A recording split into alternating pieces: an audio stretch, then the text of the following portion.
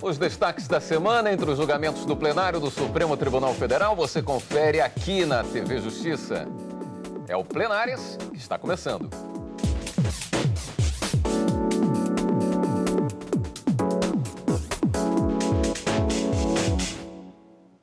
Hoje, com os principais momentos das sessões dos dias 14 e 15 de março de 2018. Nessa semana que passou, Karina, medidas provisórias e direito eleitoral foram os destaques das sessões, né? Exatamente isso, William. Na quarta-feira, os ministros se debruçaram sobre 2 julgamentos. Um primeiro deles realizado de forma conjunta, 3 ações diretas de inconstitucionalidade, questionando uma medida provisória que teria promovido alterações na lei do Fundo de Garantia, estabelecendo algumas circunstâncias, inclusive a proibição de concessão de medidas cautelares e também de tutelas antecipadas, quando se levasse ao judiciário discussão sobre o levantamento e a movimentação dessas referidas contas. Nós vamos comentar um pouquinho como foi esse julgamento.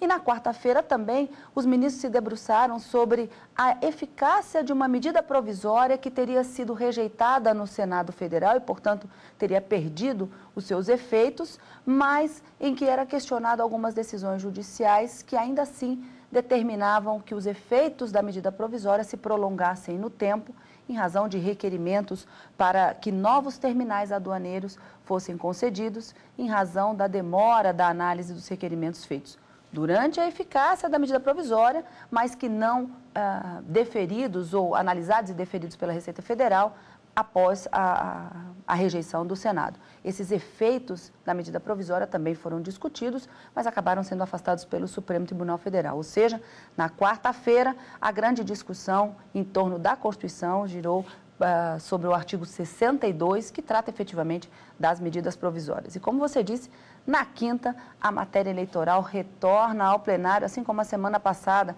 Na semana passada, nós tivemos casos também de discussão da mini-reforma eleitoral promovida em 2015 e nessa quinta-feira, uma sessão monotemática. A única discussão envolvia justamente a alteração feita por essa mini-reforma na lei eleitoral e, na verdade, na lei dos partidos políticos, que previa, durante 3 anos, a destinação de um percentual do fundo partidário em um patamar mínimo e máximo para que pudesse financiar as campanhas eleitorais das mulheres. Os ministros acabaram decidindo que esse prazo de 3 anos e esse mínimo e máximo do fundo partidário destinado para esse propósito seriam inconstitucionais porque não proporcionais ao mesmo patamar que é estabelecido pela lei eleitoral para a candidatura dos homens. Mas na quinta-feira, esse foi o único tema discutido e acabou se alongando a sessão até por um pouco mais do horário previsto. Mas grandes temas. Na quarta-feira, medidas provisórias, matéria eleitoral na quinta. Pois é, na sessão plenária do Supremo Tribunal Federal, os destaques dos julgamentos da quarta-feira foram em relação à questão aduaneira e ao Fundo de Garantia por Tempo de Serviço, o FGTS, que teve 3 ações diretas de inconstitucionalidade. As 3 ações diretas de inconstitucionalidade foram de autoria da Confederação Nacional dos Trabalhadores Metalúrgicos, do Conselho Federal, da OAB e do Partido dos Trabalhadores. Essas entidades questionam dispositivos da lei do FGTS inseridos por medida provisória que consideram indispensável o comparecimento do trabalhador, titular da conta vinculada do FGTS, para movimentar valores do fundo. O relator ministro Ricardo Lewandowski e os ministros Alexandre de Moraes e Marco Aurélio julgaram as ações parcialmente procedentes, por entender que o comparecimento pessoal é necessário para evitar fraude. A medida provisória tem o seguinte teor. A Lei 8.036, de 11 de maio de 90, passa a vigorar com as seguintes alterações.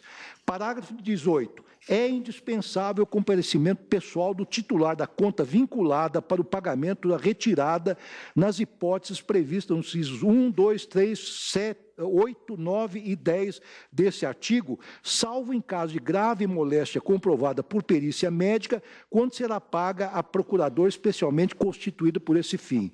Aqui se diz que há uma violência, uma lesão ao direito legítimo dos procuradores e advogados de representarem as partes.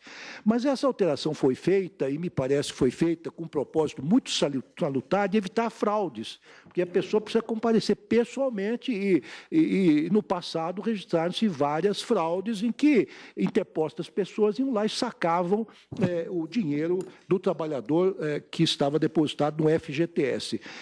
Já há uma medida idêntica que vigora desde os anos 90, dos inícios dos anos 90, em que igual providência foi prescrita para os saques que dizem respeito às verbas previdenciárias. E nunca foi atacada, continua em vigor, portanto, estou rejeitando esta inconstitucionalidade. Eu acompanho integralmente Sua Excelência aqui também, nas alegações genéricas feitas, entendo que não há inconstitucionalidade. Como bem destacou o relator, esse condicionamento, e talvez essa seja a questão mais importante para aqueles que impugnaram, esse condicionamento do pagamento do benefício ao comparecimento pessoal do titular é uma medida que foi colocada, foi posta de forma razoável, porque prevê até a excepcionalidade no caso de doença do beneficiário. E isso foi colocado para garantir maior segurança jurídica, porque inúmeras fraudes ocorriam, como também ressaltou o relator. Os demais ministros divergiram, votando pela improcedência das ações. Acho que a medida provisória é formalmente válida. Eu também não tenho simpatia por normas que impeçam provimento cautelar. Houve uma decisão histórica aqui do Supremo, eu não me lembro se o relator era o ministro Sepúlveda Pertence, mas eu me lembro bem do voto dele, em que Sua Excelência disse algo assim: é possível considerar-se inconstitucional em tese, é possível considerar-se constitucional em tese a vedação de concessão de tutela antecipada ou de cautelar. Mas, eventualmente, num caso concreto, o juiz pode considerar inconstitucional esta possibilidade. Portanto, não é uma vedação insuperável. E por que eu estou observando isso? É que, no caso do saque do Fundo de Garantia do Tempo de Serviço, a eventual cautelar eliminar é absolutamente satisfativa. Esse dinheiro, uma vez sacado, não há como fazer ele retornar, é como botar a pasta de dente de volta no tubo. Portanto, eu acho que esta é uma das hipóteses em que, diante da irreversibilidade, não se deve admitir provimento cautelar. Eu peço Vênia para acompanhar a divergência no sentido de que, realmente, o parâmetro de controle à época não interditava a medida provisória em matéria processual. Ainda o Fundo de Garantia uma proteção do trabalhador quanto à sua despedida, principalmente a despedida imotivada com a ruptura do contrato de trabalho. O segundo assunto em pauta na sessão plenária foi a arguição de descumprimento de preceito fundamental, de autoria de associações ligadas a operadoras de regimes aduaneiros. Elas questionam a validade dos pedidos de licenciamento de centros logísticos e industriais, os CLIAs, protocolados durante a vigência da MP 320 de 2006, mas não decididos. A medida provisória, que não virou lei, eliminou a necessidade de licitação para os pedidos de licenciamento. Com a rejeição da MP, os pedidos pendentes teriam ficado sem fundamento legal. E isso levou muitas dessas empresas a entrar na justiça. Os ministros Luiz Roberto Barroso, Rosa Weber, Luiz Fux e Ricardo Lewandowski entenderam que os requerimentos de licença protocolados durante a vigência da MP e não apreciados pela Receita Federal devem ser analisados nos termos da medida provisória. Quem formulou o requerimento dentro do período de vigência da medida provisória e não o teve apreciado porque a Receita Federal retardou ou selecionou quais iria apreciar anteriormente, eu acho que devem ter o direito à apreciação. A própria medida 320 trazia em seu bojo prazos para apreciação administrativa dos pedidos de licença. Então, não é apenas o protocolo do pedido de licença. É um protocolo com pedido de licença, com preenchimento de requisitos, com prazo para ser apreciado que não for obedecido. A relatora, ministra Carmen Lúcia, votou pela procedência da ação e a maioria dos ministros acompanhou a relatora. Não havia, na minha compreensão, relação jurídica constituída que tornasse possível a invocação do parágrafo 11 do artigo 62 da Constituição para justificar a aplicação da medida provisória rejeitada após o prazo de sua vigência. Interpretação diferente postergaria indefinidamente a vigência e a produção de efeitos da medida provisória rejeitada pelo Congresso Nacional, o que ofenderia não apenas o parágrafo 11 do artigo 62 da Constituição, mas também o princípio da separação de poderes e o princípio da segurança jurídica. Karina, vamos voltar um pouquinho no caso do FGTS, que foi quando começou essa matéria aí. Quais foram os principais argumentos trazidos pelos autores nessa ação que o Supremo acabou entendendo como sendo inconstitucional? Naquelas 3 ações diretas de inconstitucionalidade que foram julgadas, da relatoria do ministro Ricardo Lewandowski, um primeiro argumento era de que a alteração promovida pela medida provisória violaria o artigo 5º da Constituição, porque as associações e os sindicatos, quando a medida provisória exigiu que o trabalhador comparecesse pessoalmente para fazer o saque do fundo de garantia, teria excluído das associações e dos sindicatos o direito de representar os seus filiados judicial e extrajudicialmente da forma como garante a própria Constituição. Mas esse argumento foi rebatido por todos os ministros que acabaram julgando essa ação improcedente, inclusive o relator. Mas um outro argumento trazido pela Confederação, na verdade, pelo Conselho Federal da OAB, era de que essa medida provisória não preenchia os 2 requisitos necessários e constitucionalmente exigidos para a edição dessa espécie normativa, que é a relevância e a urgência, que os ministros também acabaram rebatendo. Mas um principal argumento que foi acolhido pelo ministro Ricardo Lewandowski era em relação à proibição da edição de medidas provisórias para tratar de matéria processual. Essa regra foi estabelecida na Constituição desde 2001, a partir da emenda constitucional número 32. E um dos dispositivos atacados e previstos nessa medida provisória, como eu disse, que alterou a lei do FGTS, era a proibição de que o Poder Judiciário pudesse conceder medidas cautelares ou tutelas antecipadas em assuntos que envolvessem a movimentação dessa conta ou mesmo o saque do FGTS. O ministro Ricardo Lewandowski entendeu que quando a medida provisória dispõe sobre essa matéria, estaria tratando de matéria processual e que a Constituição, a partir da emenda 32, proibiria a edição de medidas provisórias, na verdade proíbe, essa regra está vigente até hoje, matérias processuais sendo editadas por meio de medidas provisórias. O ministro Marco Aurélio e ministro Alexandre de Moraes acompanharam o voto do relator no sentido de que não se pode, na verdade, que a medida provisória, ao proibir esse tipo de concessão de medidas cautelares e de tutelas antecipadas, violaria a Constituição, mas por um outro fundamento. O ministro Alexandre de Moraes entendeu que a emenda constitucional 32, ela só foi editada trazendo essa proibição em 2001. E a medida provisória questionada aqui, que alterou a lei do FGTS, teria sido editada no ano de 2000. Então, em 2001 veio a proibição, mas a medida provisória questionada aqui era um ano anterior. Então, não aplicaria retroativamente os efeitos da emenda constitucional no que alterou as medidas provisórias. Mas entendeu o ministro Alexandre de Moraes que não por esse fundamento, mas em razão do que dispõe a Constituição no artigo 5º, inciso 35, e o ministro Marco Aurélio também o acompanhou, não poderia a lei afastar qualquer tipo de apreciação do Poder Judiciário quando houvesse uma lesão ou uma ameaça de direito. Então, fundamentando com base no artigo 5º, os ministros entenderam que deveria ser julgada procedente, ou pelo menos parcialmente procedente, essa ação direta de inconstitucionalidade. Mas a maioria dos ministros acabou formando o entendimento de que nenhum desses argumentos trazidos alcançavam a inconstitucionalidade ou mereceriam a declaração de inconstitucionalidade dessa legislação, ainda que tratada por essa medida provisória, porque não havia à época qualquer tipo de proibição em matéria processual para a edição da medida provisória.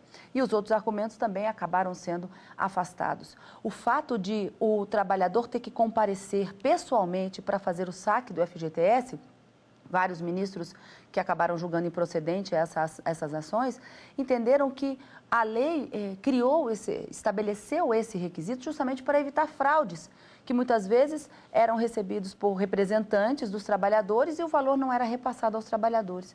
Então, esse argumento de que haveria inconstitucionalidade acabou sendo afastado e a maioria que se formou, então, julgou improcedente as 3 ações diretas de inconstitucionalidade que envolvia toda essa discussão da medida provisória que propôs essa alteração na lei do FGTS. Muito bem. No próximo bloco, os destaques da sessão plenária desta quinta-feira do Supremo Tribunal Federal.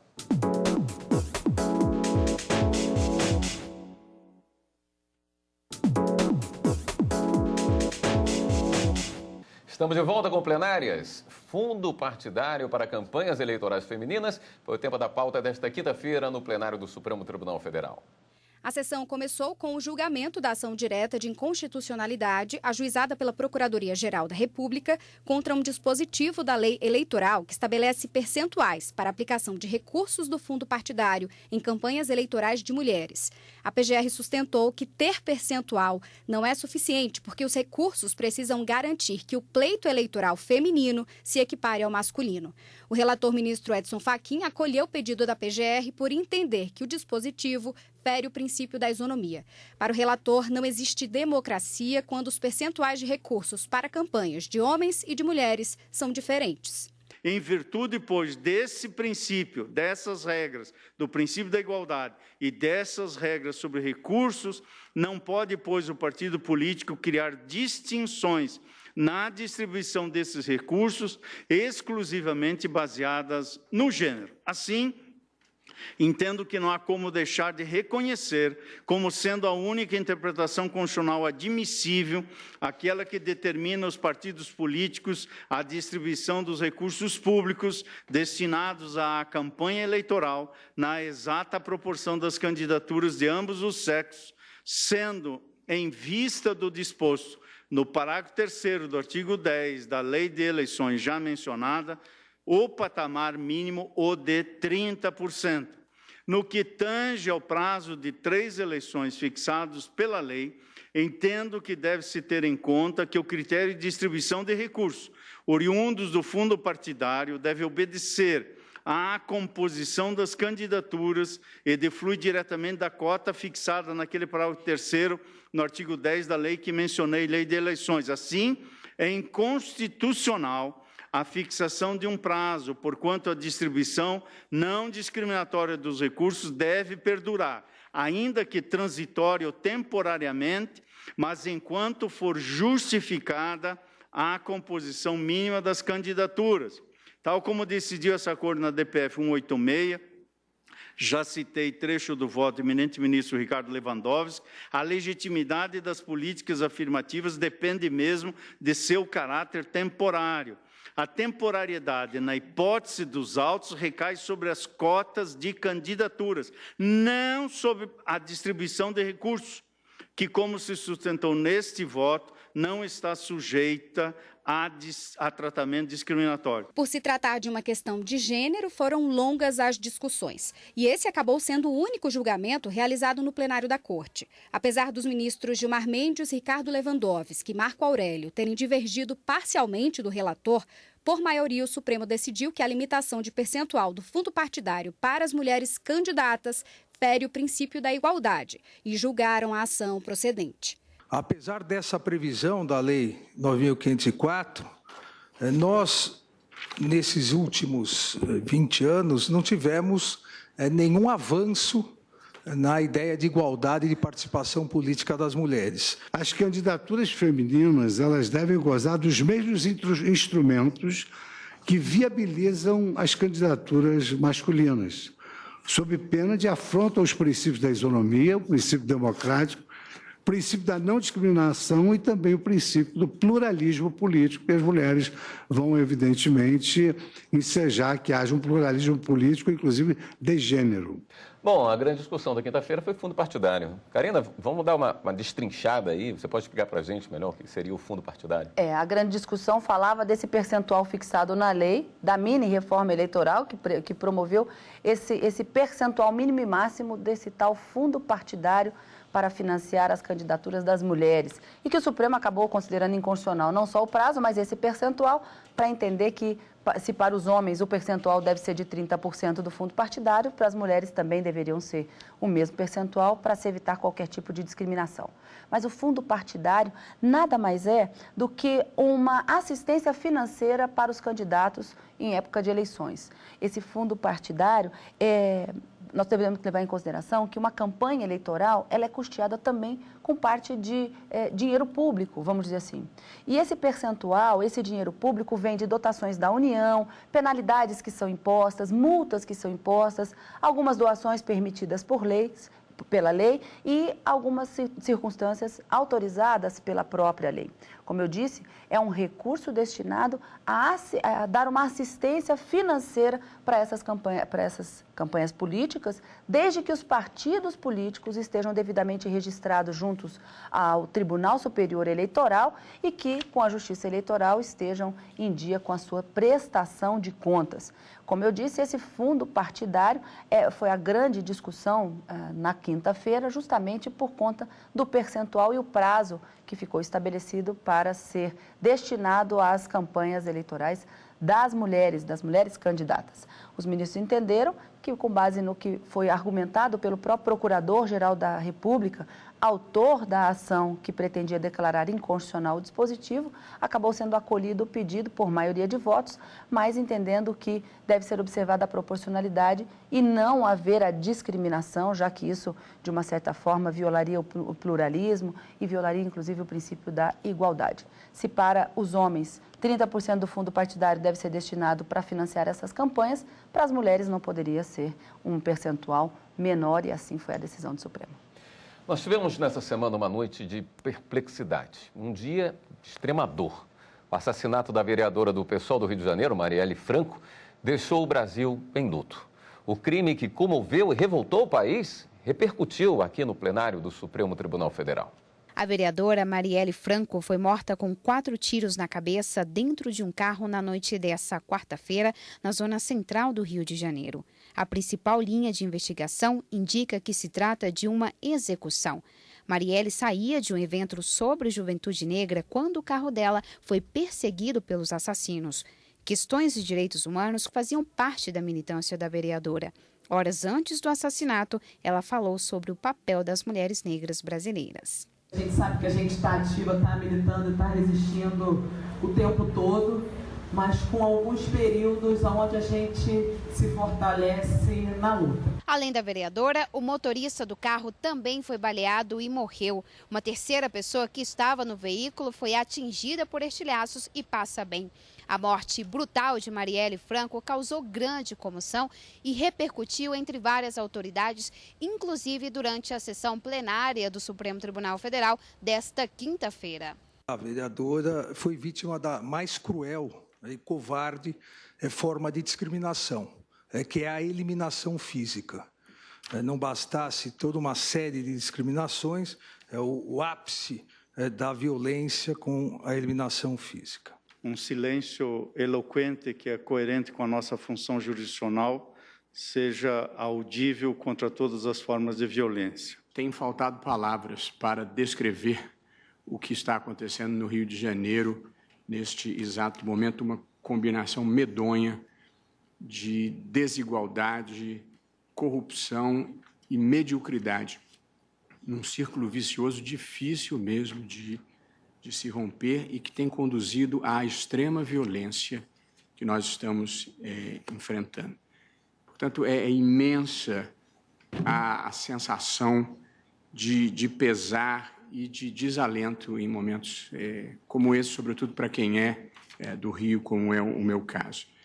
E acho que a única homenagem que a gente pode prestar a quem luta por justiça e por igualdade é continuar a luta por justiça e por igualdade. Portanto, acho que esse é o papel que nos cabe. Nós amanhecemos tristes exatamente porque ontem no Brasil uniu-se a violência contra o gênero e uniu-se a violência contra a mulher. Exatamente no momento, como destacou a ministra Rosa Weber, em que o universo feminino ascende como a melhor luz ao fim do nosso túnel. Nós, mulheres, temos que, de fato, não abandonar a luta.